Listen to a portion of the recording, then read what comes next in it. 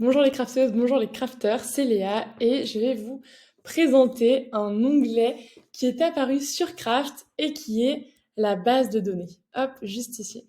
Pour voir apparaître cet onglet, il faut être administrateur ou propriétaire de compte. Les profils standards n'y ont pas accès. Et la question qu'on va se poser aujourd'hui, c'est à quoi sert cet onglet base de données? Lorsque vous cliquez dessus, on vous souhaite la bienvenue sur votre base de données et on vous indique que vous allez pouvoir consulter toutes les données, qu'elles soient associées à une conversation en particulier ou à tout votre espace de travail et qu'elles peuvent prendre plusieurs formats et aussi plusieurs filtres et que c'est donc à vous de sélectionner ce dont vous avez besoin. Et aujourd'hui, je vais un petit peu vous éclairer là-dessus pour que vous puissiez sélectionner ce qui vous intéresse le mieux. Alors, on va faire deux choses. Tout d'abord, il y a la vue par conversation. Et deuxièmement, il y aura la vue globale. Donc la vue par conversation, c'est comme son nom l'indique, une vue selon vos chantiers. Donc si par exemple, je cherche mon chantier rue de Vannes, hop, j'ai donc une vue dans ma conversation rue de Vannes, donc c'est-à-dire dans mon chantier rue de Vannes, et une vue selon tous les objets que j'ai au sein de cette conversation.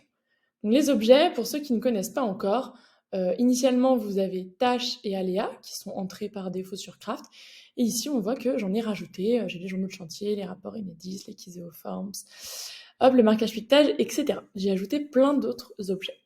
Donc c'est-à-dire, si je clique par exemple sur tâches, on va voir les tâches qui existent au sein de mon chantier rue de Vannes.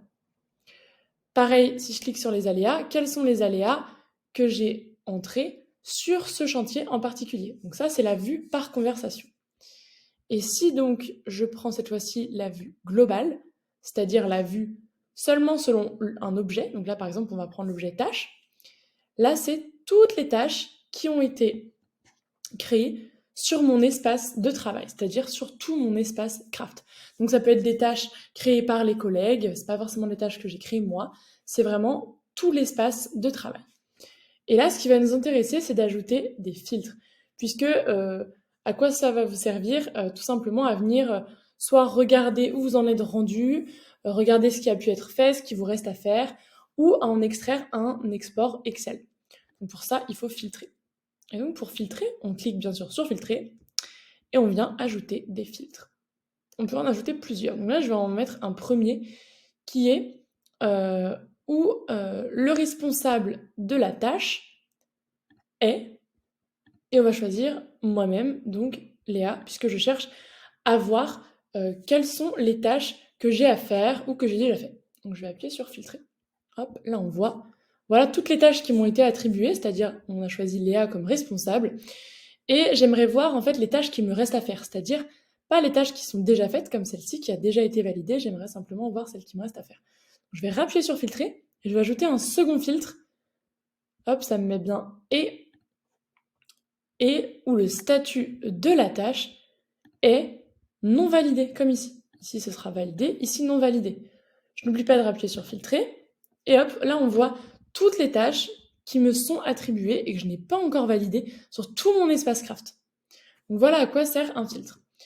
On peut ensuite en exporter un document Excel, bien sûr, et on peut venir enlever tous les filtres, comme ceci, et on n'oublie pas de rappuyer sur filtrer pour voir à nouveau tout réapparaître. Et ça, on peut le faire avec tous nos objets. Pareil, donc ce que je viens de faire avec les tâches, on peut le faire avec les aléas, on peut le faire avec les conversations, etc. On peut vraiment le faire avec tout. Voilà, n'hésitez pas si vous avez des questions à me les poser en commentaire, je serai ravie d'y répondre. Bonne journée à tous!